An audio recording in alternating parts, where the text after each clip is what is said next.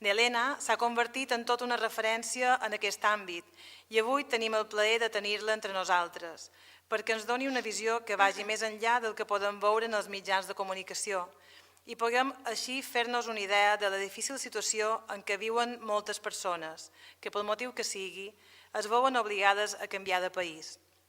Bé, ja no m'ho vull estendre més, que bé, així sense més preàmbuls volia donar la paraula a Nelena. Espero que aquesta conferència sigui del vostre interés y moltes gràcies a tots y bon vespre. Gracias, Elena. Gracias. Bueno, estoy encantada de estar una vez más aquí en Palma. Es un sitio donde me tratáis demasiado bien y siempre quiero volver. Yo quería empezar con una reflexión, ¿no? Y me estaban entrevistando y de repente me preguntan, ¿por qué hablas de personas migrantes? ¿Por qué no dices inmigrantes? Entonces yo le decía que hemos conseguido que las personas que se mueven no los veamos como ciudadanos, como esa ciudadanía migrante, que las personas que se mueven no sean personas, ¿no? Nos pasó cuando murieron las 15 personas que murieron en Tarajal, en Ceuta, hace 2 años, desgraciadamente por la intervención de las fuerzas de seguridad del Estado español. No eran personas, y tanto no eran personas que cuando los cadáveres flotaban en el agua no fuimos a buscarlos. Decían las comunicaciones de la Guardia Civil, no hace falta, que lo hagan los marroquíes, que busquen esos cuerpos los marroquíes. Y no fueron personas, por desgracia para el Estado español, el agua trajo 5 cuerpos a la playa de Ceuta y tuvimos que enterrarlos. Desgraciadamente, a día de hoy, no sabemos quiénes son esas personas que están enterradas en Ceuta porque no eran personas, no había que identificarlas, las podíamos enterrar con un número y no nos importaba quiénes eran. Incluso aunque sus familias hayan personado en el procedimiento judicial, ni siquiera hemos aceptado que sus familias estén en el procedimiento judicial porque no son personas, no tienen familias, no tienen hermanos, no tienen madres, no tienen hijos. Por eso es muy necesario hablar de personas que se mueven, de personas migrantes. Por eso es muy necesario no entrar en esa dicotomía que estamos haciendo muchas veces con los medios de comunicación en los que hablamos de refugiados y de migrantes económicos, en los que separamos cuando la línea no es tan fina. Yo hablaba ahora en vuestra televisión autonómica y decía que las mujeres nigerianas procedentes de Benin City que están en vuestras calles, esas mujeres nigerianas en Alemania y en Francia son consideradas un grupo vulnerable que necesita del refugio. Son consideradas refugiadas al mismo nivel que esas mujeres y esas niñas sirias que vemos en la tele cada día. Y tanto es al mismo nivel que nosotros y vosotros y nosotros cuando paseamos por esas calles supongo que veis a una persona negra, indocumentada, seguramente que se dedica a la prostitución. Y lo que estamos viendo en esas calles son potenciales personas que necesitan de una protección, potenciales refugiadas. Y hemos conseguido hacer que la frontera sur de Europa sea un espacio de no derecho. Es decir, yo hablo, estas son imágenes, os voy a poner algunas fotos para que veáis. Hoy hemos visto las imágenes en Hungría de cómo milicias amarraban a los migrantes que intentaban entrar en Hungría, los amarraban y los detenían, ¿no? Estas imágenes son de migrantes que cruzaron a Ceuta por el año 2004 y 2005 y esas cuerdas son cuerdas de las fuerzas de seguridad del Estado español. También les ataban y también les tiraban al otro lado sin ningún tipo de procedimiento administrativo. Desgraciadamente, hoy esas prácticas son legales en el Estado español porque han sido legalizadas a través de la ley Mordaza. Esas devoluciones en caliente, sin procesos administrativos, han sido legalizados a través de esa ley que nunca, a mi entender, debería haber sido legal. Durante todo ese tiempo, lo que estamos viendo escenificando entre la Unión Europea y Turquía es una política de hace muchos años, una política que ha sido abanderada sobre todo desde el Estado español y sus relaciones con Marruecos. En su momento también Italia, Berlusconi, con sus relaciones con Gaddafi, empezó a dibujar esa política. Y esa política se llama externalización de fronteras.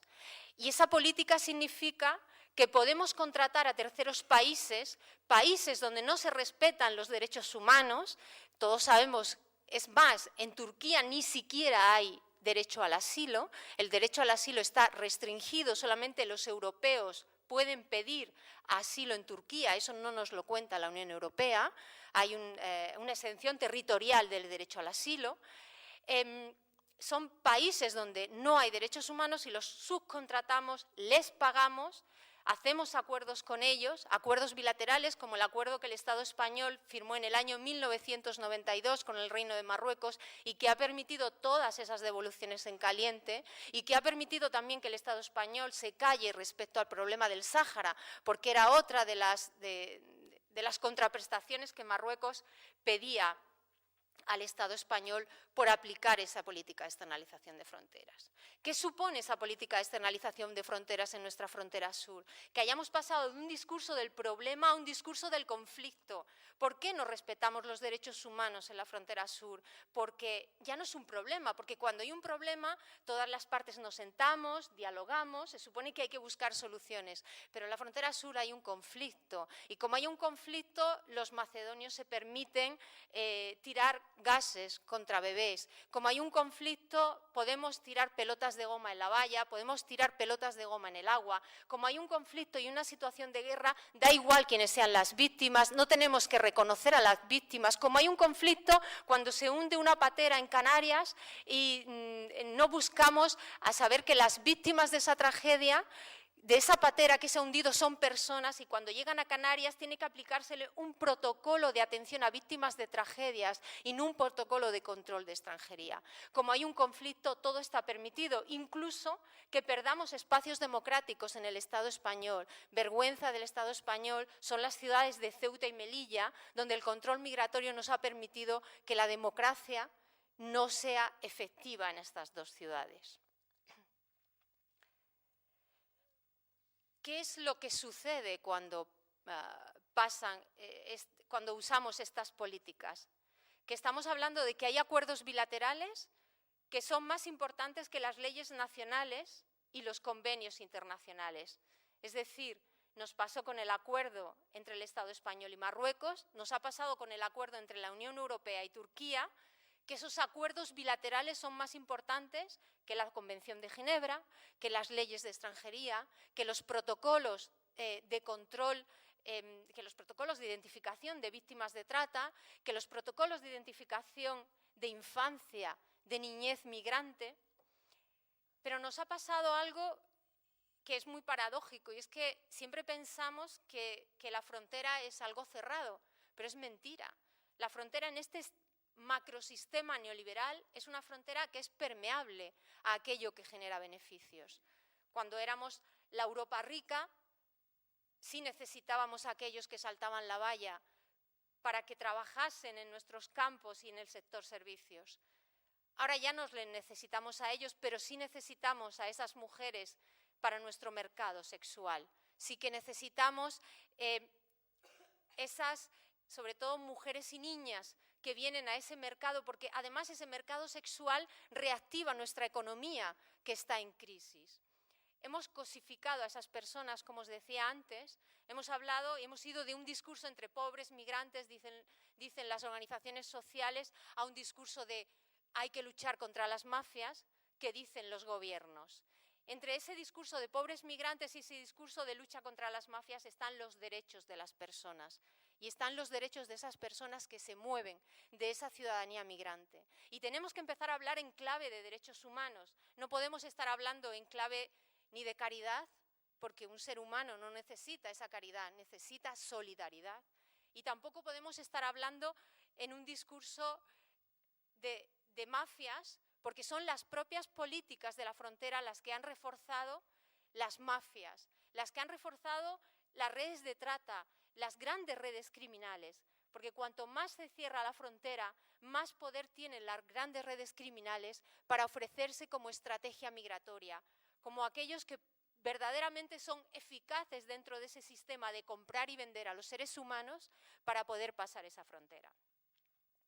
Eso ha tenido un impacto, ¿no?, en el cuerpo de las personas, porque al final son estas personas quienes sufren, son otros y otras quienes sufren nuestras políticas, ¿no?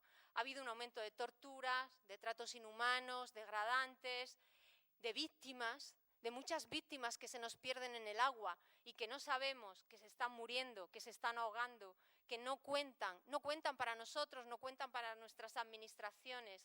En el último trimestre del año 2015, nosotros documentamos más de 150 personas que han muerto en la ruta canaria y que oficialmente las autoridades de Canarias no reconocen que esas pateras salieron de Marruecos, ni Marruecos reconoce que salieran esas pateras, pero nosotros sí sabemos que salieron esas pateras, sí tenemos contacto con las familias en el país de origen, sí tenemos fotos de las personas que murieron, son más de 150 y más de la mitad eran adolescentes, eran niños, eran adolescentes que habían salido muchos de ellos de la crisis del ébola, que se habían quedado huérfanos y que buscaban una ruta para salir de estados que están totalmente desmantelados después de una crisis tan terrible como ha sido el ébola.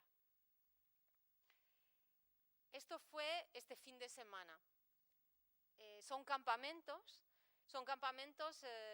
en la frontera con Melilla. Este campamento en concreto se llama Bolingo. Bolingo en lingala significa amor. Y es un campamento donde están esa ciudadanía migrante, y digo ciudadanía porque se autoorganizan dentro de ese campamento, se autoorganizan, tienen normas, organizan los medicamentos, tienen un sistema de normas entre ellos de quién va a buscar el agua, un sistema de solidaridad para poder sobrevivir en esas condiciones. Esto es después de una redada, de una entrada de la policía marroquí. Han quemado todo el campamento, muchos han podido huir, otros no. Los que no huyen, los que no pueden huir, son detenidos y enviados lo más lejos de la frontera europea a las fronteras del sur. De este campamento procedían también los últimos 26 que han entrado en la patera que recogió Salvamento Marítimo de Almería ayer. Ellos decían, nunca podemos ir ni hacia atrás, no podemos quedarnos aquí porque nos queman, a pesar de que Marruecos diga que hay una regularización de inmigrantes, como está diciendo Turquía, vamos a proteger los derechos de esas personas, al final se convierte en una mercancía más de juego entre Europa y los países del norte de África, entre Europa y Turquía, y al final lo que están es abocados a una violencia constante y continua que hace que las decisiones que tomen, porque las personas que salieron ayer en patera sabían que el mar estaba mal, sabían que no había buenas condiciones meteorológicas, nos lo decía Salvamento Marítimo, es así como pasan las tragedias, pero ellos decían, es que cuando huyes de que te quemen todo lo poco que te queda, te da igual si la meteorología es buena o la meteorología es mala.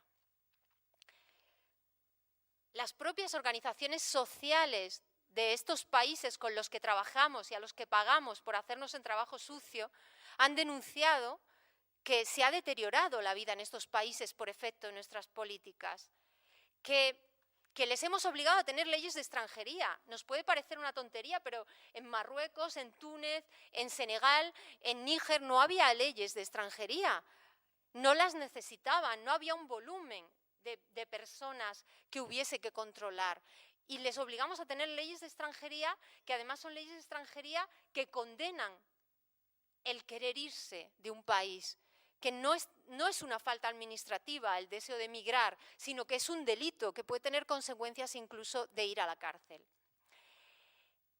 Hemos tenido un impacto muy malo en tradiciones como la movilidad, ¿no? Dentro del derecho de la costumbre de muchos de estos países está el derecho a la libertad de circulación, que a nosotros nos parece algo muy moderno, que ha inventado la Unión Europea, pero no es así. Esas poblaciones son poblaciones acostumbradas a moverse y el derecho a moverse es algo que está integrado en ese derecho de la costumbre que tenían esas poblaciones anterior a nuestro derecho, al derecho que nosotros hemos exportado, nosotros y nosotras. Eso ha hecho que tengamos un impacto contra ese derecho y que aumente en esas poblaciones el racismo y la discriminación. ¿Por qué? Porque les hemos obligado a ir y quemar bosques donde hay gente a la que se le quema sus enseres por no haber hecho nada. O hemos obligado a que los militares vayan, rompan, entren de noche en las casas, saquen a las personas que hay dentro de esas casas, quemen todo lo que hay, y mientras los vecinos, marroquíes, tunecinos, libios, miran expectantes diciendo, bueno, ¿por qué está pasando esto? Seguro que mi vecino es alguien muy peligroso para que venga todo un ejército a sacar a su bebé, a sacar a la mujer embarazada y a quemarle todo lo que hay dentro de la casa. Hemos aumentado el racismo y la discriminación, como lo vamos a hacer también con este acuerdo con Turquía. Y en esto es donde se mueven esas comunidades migrantes, ¿no? En esos medios físicos por los que tienen que pasar, en ese desierto, esas poblaciones que les rechazan, esas situaciones de conflicto, de guerra, ese medio social que no les quiere. No solo han sufrido discriminación en el país de origen, no solo está la Convención de Ginebra, sino que tenemos un montón de desplazados y desplazadas por el cambio climático, porque no pueden comer en sus países, sino que en todo ese tránsito, incluso en el destino, no tienen un medio social, hay un medio jurídico que les expulsa de conseguir mejoras sociales y hay unas medidas políticas que es estas expulsiones, deportaciones, devolverles hacia atrás en su camino migratorio. Por eso hay un momento de reflexión dentro de las comunidades migrantes y sobre todo dentro de las mujeres y de las niñas que al final optan por las redes de trata como una estrategia migratoria, en la que hay que ponderar esa violencia del propio tránsito migratorio, ¿no? Esa violencia sexual, esa violencia que te obliga a tener un marido, esa violencia que entra dentro de la comunidad, y esa propia violencia de la red de trata, hay que contraponerla a esa violencia nuestra, a la violencia de las instituciones, a la violencia de los estados, a esos estados que te están haciendo una devolución en caliente en el agua. El otro día, un niño que tiene 6 años, su familia le ha puesto de nombre Obama, es un niño nigeriano, el niño se tiró desde el 3er piso de casa. Estaba bien, milagrosamente no le sucedió nada. Él dice que se protegió así y se tiró porque estaba harto. Y cuando hablábamos con él en el hospital de por qué estaba harto, el niño empezó a contar que no quiere, que quería irse en avión, que él no se quiere ir más en una barca. Y le preguntábamos, bueno, Obama, sí, algún día te irás en avión. Y decía, no, porque en la barca los hermanos, los brothers, gritan mucho, gritan, tienen mucho miedo, hace frío. Dice, yo además llaman por teléfono y no vienen a rescatarnos. Y entonces llega la policía española y empieza a pararnos y a darnos con los porras, y entonces llegan los marroquíes y empujan la barca y la barca casi da la vuelta, y entonces en ese momento nos quitan, nos llevan y nos pasamos todo el día mojados, no nos dan de comer. El niño le dejamos hablar y luego hablamos con la madre aparte y le dijimos, bueno, ¿qué está explicando Obama? Y nos explicó que habían intentado pasar en patera a Ceuta y nos explicó qué día, y ese día nosotros teníamos documentados una devolución en caliente que la Guardia Civil, aplicando la ley Mordaza, había hecho en el agua. La madre de Obama es víctima de trata y Obama no solo es víctima de la situación de la madre, sino que es víctima de una vulneración grave de derechos cometida por funcionarios del Estado español. Y Obama, que no podía más, se tiró desde el 3er piso de su casa en Tánger. Entre estas dos violencias tienen que elegir estas personas migrantes. Y muchas veces la mayoría, como esa violencia institucional no la entienden, como vienen de sistemas donde no hay ni siquiera sistemas sociales, cuando le preguntas te dicen, no, mire usted, yo prefiero quedarme con esta violencia, con la mía que conozco, porque la suya es mucho más dolorosa y además la suya seguramente no nos va a permitir jamás llegar a desarrollar mi comunidad y a desarrollar a mi familia. Y es por eso que muchas veces decimos, ¡ay, qué difícil es que las víctimas de trata se consideren víctimas! ¡Qué difícil es que salgan! ¡Qué difícil es protegerlas! Pero la dificultad que tienen las organizaciones sociales para hacer todo esto es porque las víctimas no solo tienen una historia de violencia dentro de la red de trata, sino que tienen también una historia de violencia institucional que es mucha responsabilidad nuestra, de nuestra sociedad y de nuestras políticas. Estos son niños y niñas también deportados, después de una de estas devoluciones, deportados a la frontera, tirados en la frontera. Las deportaciones en frontera son, como dirían, no sabemos, por ejemplo, qué va a pasar, ¿no?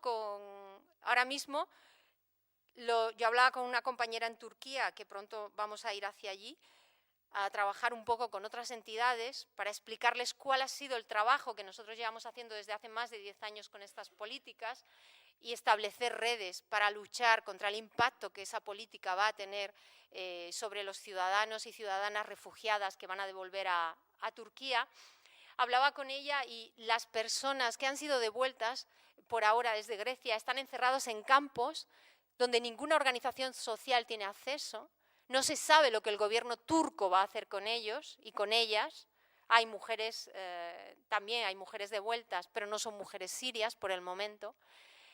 Y no, bueno, los campos son cerrados, no se tiene acceso a ellos y no se sabe si los van a tirar a la frontera, como han hecho también en Marruecos, si los van a tirar a esa frontera con Siria, o qué es lo que van a hacer con ellos, puesto que no tienen un sistema de asilo que pueda dar respuesta a todas esas personas que van a volver.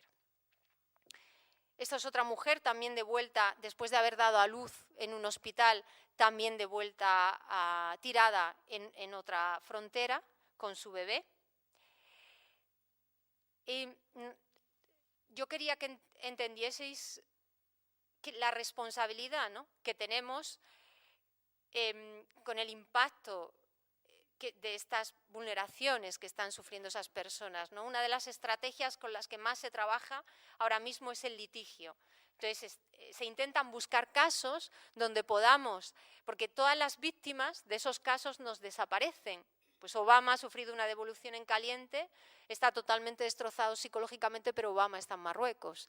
Los 15 que murieron en Tarajal, todos los testimonios, los testigos, fueron también devueltos a Marruecos.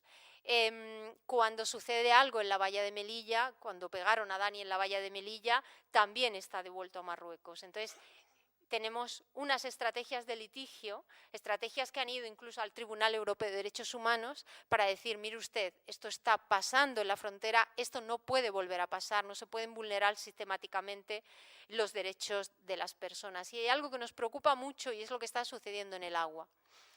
Tenemos en el Estado español, habéis visto las imágenes de Lesbos. En Grecia no tienen la suerte de tener salvamento marítimo como tenemos en el Estado español. Es verdad que tiene una guardia costera, pero es verdad que ha habido organizaciones sociales que se han tenido que ir a Lesbos, organizaciones a tirarse al agua ellos mismos para ayudar en los rescates. Esto lo hemos visto también en Libia, ¿no? Todos los barcos que están saliendo de Libia hemos visto cómo se han visto obligados Médicos Sin Fronteras, por ejemplo, y otro tipo de organizaciones a coger barcos e irse a Libia para hacer los rescates. Esto por ahora no tiene por qué suceder en el Estado español, puesto que tenemos un salvamento marítimo totalmente capacitado y equipado para hacer los rescates. ¿Cuál es el problema que tenemos en el Estado español? El problema que tenemos es que en Ceuta, Melilla y Canarias, sobre todo después de la crisis de los cayucos, hemos pensado que para activar a salvamento marítimo tiene que ser la Guardia Civil quien dé la orden de que se active a salvamento marítimo. Es decir, podemos activarlo, pero la Guardia Civil puede decir, no, mire usted, vamos nosotros, porque el control migratorio nos importa más que la salvaguarda de la vida, del derecho a la vida en el mar. Por ejemplo, esto no pasa con Almería. O sea, en Almería tienen otro tipo de políticas y nosotros siempre ponemos de ejemplo en todo el Mediterráneo a salvamento marítimo de Almería, que creo que también hace rescates, incluso justo frente a vuestras costas, cuando se trata de las pateras que salen desde Argelia, de argelinos que acaban frente a Alicante y frente a Valencia. Es posible salvaguardar la vida en el mar. Es mentira cuando nos dice que estas personas tienen que ahogarse porque van en situaciones, bueno, porque es verdad que los barcos no van en las mejores condiciones, pero es posible salvaguardar esa vida en el mar si lo que hacemos es tener operaciones como la Operación Tritón, que salvaba muchas más vidas humanas que la operación posterior que Frontex ha puesto en marcha. Es posible salvar vidas en el mar y es posible hacerlo cuando pensamos en personas, volvemos otra vez a personas y nos olvidamos de que estamos efectuando un control migratorio. Pensemos primero en salvar las vidas y después apliquemos las leyes de extranjería.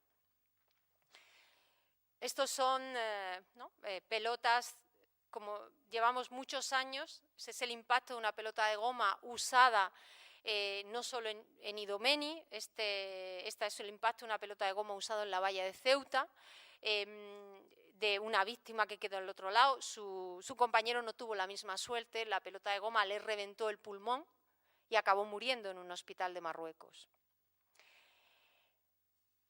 Por eso, hablar todo este tiempo del tema de las devoluciones en caliente. O sea, nosotras sabemos que muchas de esas devoluciones en caliente que se están produciendo ahora mismo en la valla, en el agua, hay víctimas de trata que tendrían que ser identificadas, hay mucha niñez migrante, hay adolescentes, pero no solo adolescentes, sino niñas también muy pequeñas que vienen para explotación sexual.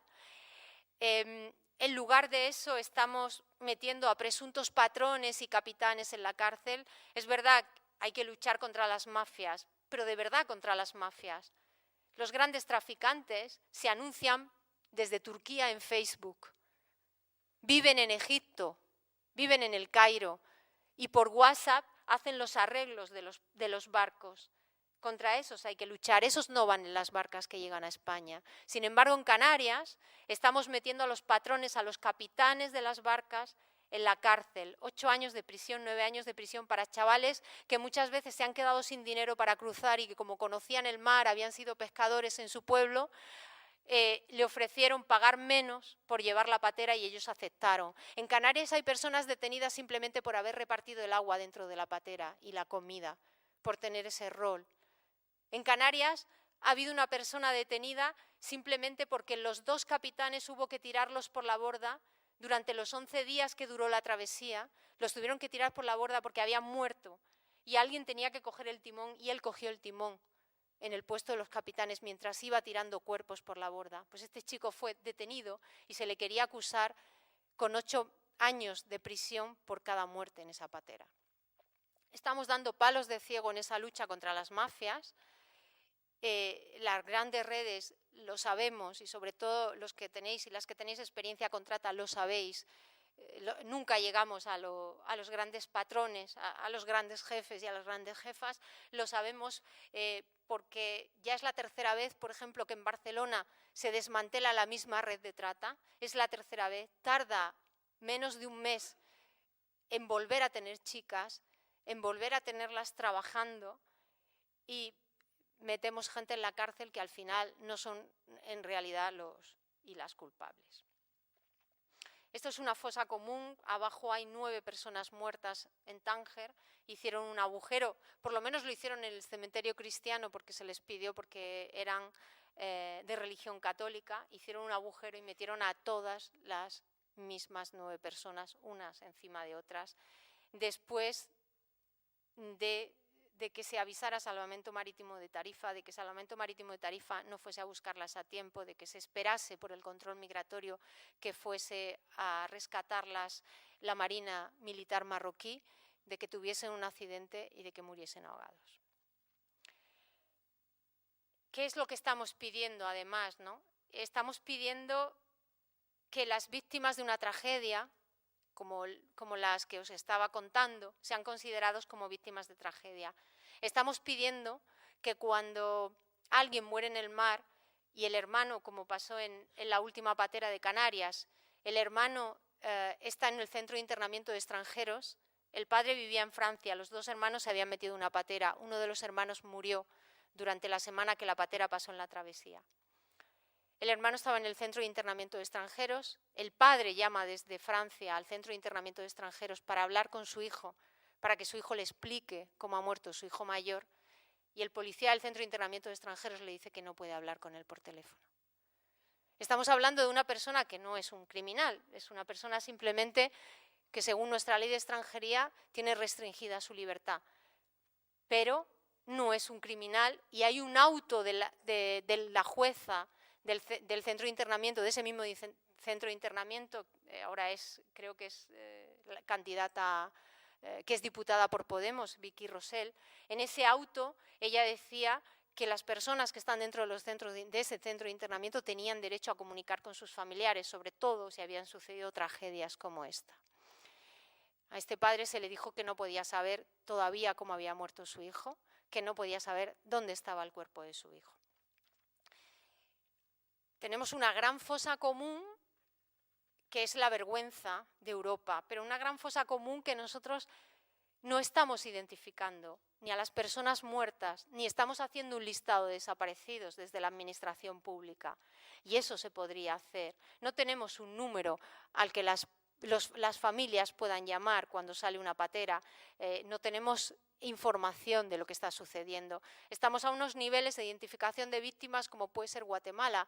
Y yo recuerdo algo bastante doloroso, y es que en la tragedia de Tarajal los 9 cuerpos que quedaron en el lado marroquí fueron identificados con ayuda de la embajada camerunesa, identificados, enterrados, la mayoría eran musulmanes, en un cementerio musulmán con un imán y con presencia del embajador de Camerún. Y los cuerpos, por ejemplo, en Marruecos tardan entre 1 mes y 3 meses en enterrarlos para esperar a identificarlos. En Ceuta y en Melilla los cuerpos se entierran en las siguientes 24 horas. Las personas que murieron en Tarajal después de lo que había sucedido fueron enterrados inmediatamente. Ni siquiera se puede hacer una segunda autopsia cuando no se les pesaron ni siquiera los pulmones si habían ingerido gas, como decían los testigos. O sea, no solo no los identificamos, sino que no dejamos tiempo ni espacio a que las familias puedan llamar a identificarlos. Esta es, bueno, he traído algunas imágenes un poquito, estas son 2 niños también de Bolingo, que pasaron hace una semana y algo, están en el barco de salvamento marítimo. Y esta es la patera de ayer. Estos son, veis cómo viajan, cómo siguen viajando y cómo pensamos, ya no tenemos el foco en nuestra frontera sur, nos vamos más lejos porque a los medios también les interesa que nuestro foco no esté aquí más cerca con las políticas de aquí. Yo quería hablaros un poquito de trata, mañana profundizaremos con las compañeras y los compañeros de la universidad. La trata se ha convertido en una estrategia migratoria, es una oportunidad para migrar. Cuanto más cerradas son las fronteras, más capacidad tienen las redes de trata de ofrecerse como la posibilidad de que esa persona se sacrifique por el desarrollo de su familia y de la comunidad. Muchas veces cuando van a captar a una niña, cuando van a captar a un adolescente, en su imaginario lo que quieren estas personas es el desarrollo de la familia, el desarrollo de la comunidad, y muchas veces te dicen, bueno, yo me sacrifico, no me importa, me sacrifico por los que dejo atrás, me sacrifico por los que vendrán delante. Como es imposible moverse en este mundo que cada vez tiene más barreras, eso lo saben muy bien y lo han optimizado muy bien las redes de trata. Pero la trata es un crimen, siempre nos están diciendo hay que perseguir al criminal. Es verdad, la trata es un crimen, pero como lo saben los compañeros y compañeras, por ejemplo, de Fundación Amaranta, no solo con el enfoque policial se termina con la trata, es imposible. Las redes se rehacen, se reinventan. Necesitamos que la sociedad, como ellas os quieren mostrar con esta exposición, con esta implicación, que la sociedad se implique para poder terminar con la trata. Porque la trata es una grave vulneración de derechos fundamentales y nuestra responsabilidad como sociedad, como sociedad europea, como esa Europa de los derechos humanos que hemos defendido, no como la Europa neoliberal y la Europa de los capitales, nuestra responsabilidad es reintegrar a esas personas en todos sus derechos fundamentales. Y en eso fallamos y en eso estamos fracasando, porque muchas de las víctimas que deciden salir, al final no tenemos centros donde llevarlas, no tenemos sitios donde acogerlas, no tenemos papeles para darle, no tenemos esos resortes para que se reintegren efectivamente en la sociedad. La trata es una violencia de género, pero aún no la hemos integrado como tal en nuestro enfoque de lucha contra la violencia de género. Y la trata es una oferta y una demanda. Y aquí tenemos un grave problema. Cuando estuvimos hace poco en París tienen un problema gravísimo en las calles de París. Más de 100 niñas, ya no son adolescentes, son niñas más pequeñas, más de 100 niñas, muchas de ellas entre 10 y 12 años, entraron vía Italia en el año 2005. La OIM de Italia dice que vía Libia entraron más de 5.000 mujeres, niñas y adolescentes nigerianas para el mercado de la trata en el año 2015. Es muy grave y es muy duro dar esas cifras. La Interpol daba más de 10.000 niños desaparecidos que nos están desapareciendo, pero es que en Lesbos hemos visto cómo llegaban las barcas después de haber muerto la madre o el padre del crío y llegaba un señor que se llevaba a ese niño a Atenas, sin saber ni quién es ese señor ni a dónde va a ir ese niño. Pues ese problema lo tenemos por todas las fronteras. Nuestra frontera europea, que pierde mucho tiempo en el control migratorio, pero que no es capaz de proteger a las personas. Y en París esas niñas de 10 y 12 años, que piden asilo como mayores de edad y que la brigada de menores, cuando va a preguntar quiénes son, cuál es su edad, ellas les enseñan un papel que tiene más de 18 y como ellas dicen que tienen más de 18, pues ya no las protegemos. Y nos pasa en Motril, no solo pasa en París, esta es la Europa de los derechos humanos. En Motril nos están llegando pateras con niñas que no tienen pechos. Y cuando las niñas que no tienen pechos dicen al funcionario de policía que tienen 18 años, porque así le ha dicho la red de trata que lo haga, el funcionario de policía no llama a fiscalía y dice, mire usted, es que yo sospecho que esta niña tiene menos de 18 y hágale usted, por favor, las pruebas. Las pruebas para proteger supuestamente a los menores solo las hacemos cuando podemos expulsar a esos menores al país de origen. Otra vez el enfoque migratorio y no el enfoque de protección de estas niñas y adolescentes. Pero es que estas niñas que están en París, que tienen entre 10 y 12 años, 13, 14, hacen, según la policía de París, entre 10 y 15 servicios diarios. ¿Quién es el cliente? ¿Quién está consumiendo a esas crías? ¿Y quién es el Estado francés que no es capaz de hacer pruebas de determinación de la edad a esas niñas y de articular sistemas para protegerlas? Pues ahí tenemos ese contexto de oferta y demanda. Lo que nos está entrando es lo que pedimos. Las redes no mueven si no hay negocio. Si ellas y ellos están aquí, si esas niñas y esas mujeres están aquí es porque las estamos pidiendo y porque las estamos consumiendo. Niñas como estas, que llegan a Motril, que llegan a Almería y que no les preguntamos la edad porque no nos interesa que lo sepan. Porque no nos interesa en realidad llevarlas a un sistema de protección que además no tiene capacidad para protegerlas, que no tiene recursos especializados, que les cuesta muchísimo reintegrarlas en la sociedad. Las niñas que salen de aquí, estas son fotos de Nigeria, en el país de origen. Y yo quería hablar un poquito de los tratantes, porque siempre hablamos de la víctima y nunca hablamos del victimario. Tenemos que ver que son grandes redes transnacionales, ¿no? Que están en origen, en tránsito, que están en destino, que tienen una gran movilidad, que usan circuitos, los mismos circuitos para el tráfico de drogas, para el tráfico de armas. ¿Quién separa la trata, la captación de la trata, de la captación con el yihadismo, por ejemplo, ahora mismo, ¿no? Cuando los yihadistas están captando a todas esas esclavas sexuales que necesitan los combatientes en el ISIS, ¿quién separa la trata? Son los mismos negocios, el crimen organizado se diversifica. Y esos captadores, además, esos tratantes, pueden tener una incidencia social importante.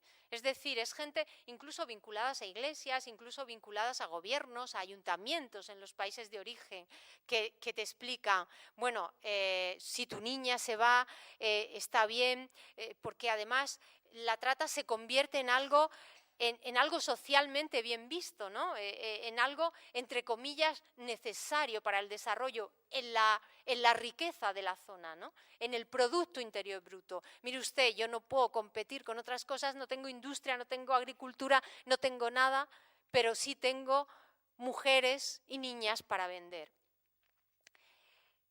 Incluso formar parte de la red es un tema de prestigio social, ¿no? ¿Cuántas dentro de la trata? Muchas mujeres acaban convirtiéndose de víctimas a victimarios. Es uno de los crímenes organizados que más mujeres son victimarios. ¿Y por qué? Porque cuando una mujer ya ha pagado 40.000 euros y tiene que pagar 10.000 euros más, ya a la red ni siquiera le interesa que siga pagando los 10.000 euros, sino que le dice, bueno, si te traes a 3 chicas más, cancelamos la deuda, tú te encargas del control y de la explotación de las otras chicas, y entonces así la red se va retroalimentando, se va convirtiendo en un sistema social, en algo endémico. Y es esa vinculación comunitaria y emocional la que usan los tratantes, ¿no? Tienes hijos de gente que forma parte de la red. Entonces tú vas a denunciar a la red, pero estás denunciando al padre de tus hijos, al tío de tus hijos, al primo.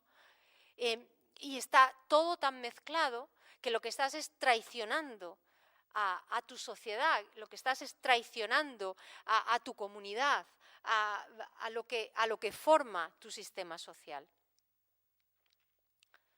No sé si... Sí, bueno, esta es una zona donde, aquí es donde se reparten la mayoría de las chicas que entran por la frontera de Argelia, donde se reparten por Marruecos. También es una zona ahora mismo de paso hacia Libia, porque muchas de estas chicas, como habéis visto, sobre todo nigerianas, no están usando el paso griego, aunque ya se habla de abrir el paso griego también para mujeres del África.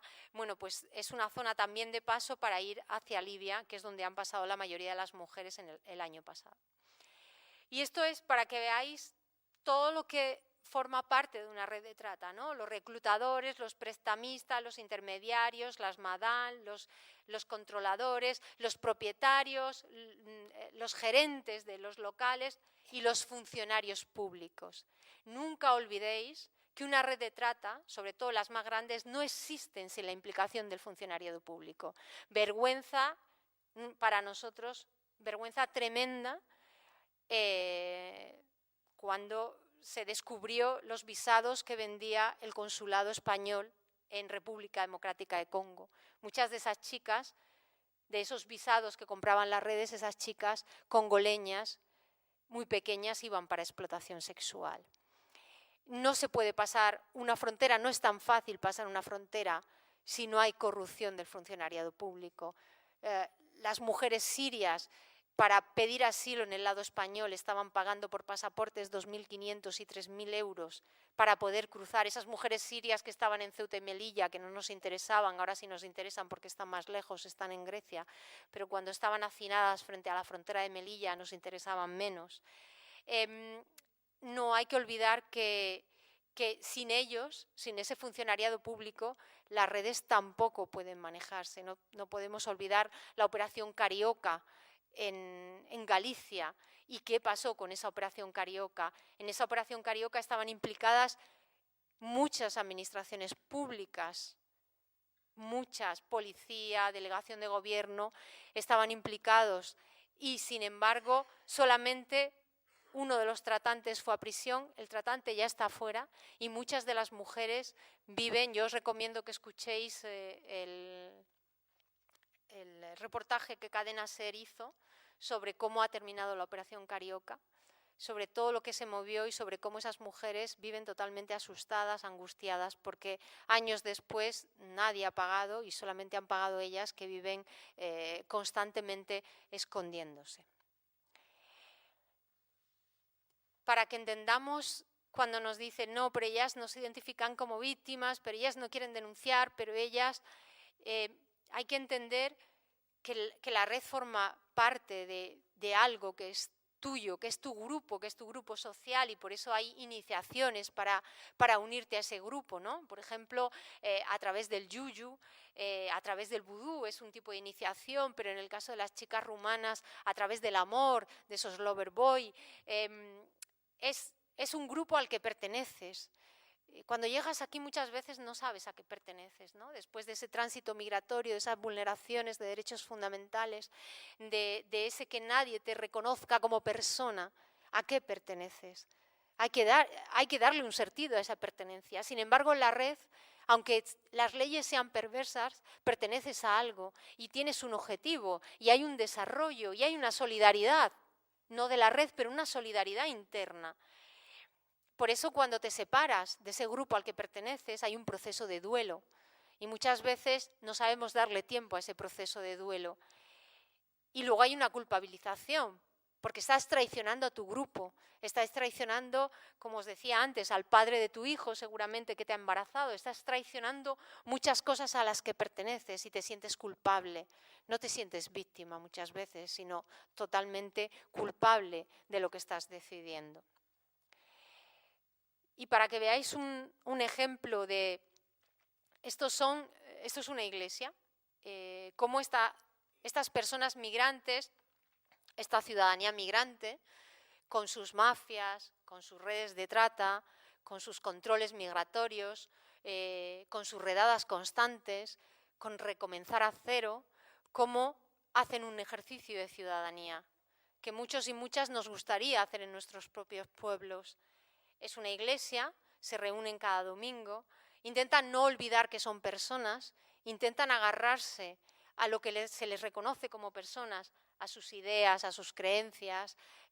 Usan mucho ahora el Facebook, por ejemplo, con fotos donde no se muestra el sufrimiento. Muchas veces dicen, mira, mira, es víctima de trata y parece que está sufriendo, pero mira qué foto ha puesto en el Facebook, que está ella así posando. Pero necesitas agarrarte a aquello que te demuestra que eres persona y que eres una persona como los demás. Hay algo que a nosotros y nosotras nos preocupa y hablaremos más mañana, y son todos esos hijos e hijas de mujeres que están dentro de las redes de trata, cómo esos niños y niñas son también, dentro del tiempo de la explotación, parte de esa red de trata, y cómo no sabemos proteger a las unidades familiares, cómo otra vez el sistema falla, cómo otra vez los niños y las niñas se nos desaparecen, cómo los separamos de las madres, porque además son víctimas de trata, pero también son negras, también son putas, también culturalmente no se adecuan a lo que nosotros pensamos de cómo se debe educar a un niño y a una niña, y al final la red de trata acaba separándola de sus hijos y sus hijas, pero es que los sistemas de protección social también acaban separándolos de sus hijos y de sus hijas. Muchas veces porque el sistema es tan malo que hay que elegir entre proteger a la madre víctima que ya tenemos perdida o proteger al niño o a la niña. Pero paradójicamente veis cómo es el sistema, ¿no? El niño y la niña que es pequeño, fácilmente adoptable, bueno, sí que el sistema de protección tiene capacidad, pero hacer las pruebas de edad a todas esas adolescentes y niñas que están en el sistema de explotación, pues ya no, porque ya cuesta más. Y esas niñas, queráis que no, son niñas que están moviendo mucho dinero, muchísimo dinero, en esta Europa de las mercancías y en esta Europa que hemos olvidado que era la Europa de los derechos humanos. Termino con esta foto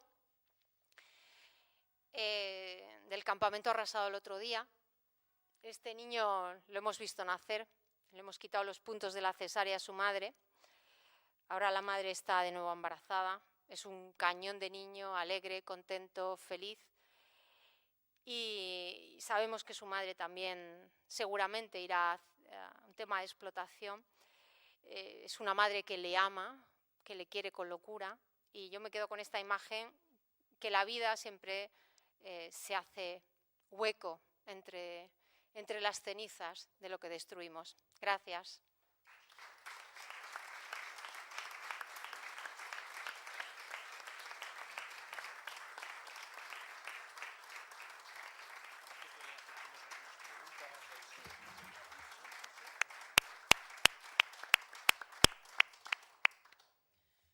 Moltíssimes gràcies, Helena. Jo des d'aquí dalt he vist les cares de la majoria de gent i crec que tothom està igualment impactat i sensibilitzat amb el tema i preocupat. No sé si qualcú, abans de donar pas al conseller Jurado per acabar l'acte, qualcú té qualque pregunta o un dubte que li vulgui fer a Helena? Mos ha explicat tot molt bé, Sí, ja molt veo. clar. I de bé, vos deixa amb el vicepresident i conseller de presidència, el senyor Jesús Jurado. Gràcies, Margalida. Bé, després de la intervenció de Helena, crec que ens ha presentat un testimoni terrorífic, però necessari. Jo crec que aquestes coses està bé que te les posin a davant perquè puguis ser conscient de com és la realitat i no com ens la fan veure a vegades. Crec que és molt necessari reflexionar sobre el paper que tenen les institucions públiques en aquests moments. En quant a aquest tema hi ha molt d'altres que tenim a damunt la taula. En la responsabilitat de les institucions públiques, la responsabilitat quasi, per no dir d'una altra manera, quasi criminal que estem veient aquests darrers dies a nivell d'Unió Europea amb aquest tractat que ha fet menció Helena, o la responsabilitat de l'estat espanyol en totes aquestes accions terribles que ens ha fet veure. Però també la responsabilitat en positiu, la responsabilitat d'institucions públiques, en aquest cas més petites, com la nostra, com el Consell de Mallorca, i les possibles iniciatives que se poden fer des d'institucions públiques per intentar canviar les coses d'alguna manera, posar el nostre granet d'arena per canviar aquestes situacions. Clar, com dic, nosaltres amb les nostres petites aportacions, per exemple, a través del Fons Mallorquí, que és una eina fantàstica per la cooperació que tenen a l'abast totes les institucions públiques mallorquines, bé, i totes les mallorquines i tots els mallorquins. El Fons Mallorquí fa un treball fantàstic a moltes bandes del món, en el Marroc, en el Sàhara Occidental, en refugiades i refugiats, a Burkina Faso, a tota una sèrie de llocs.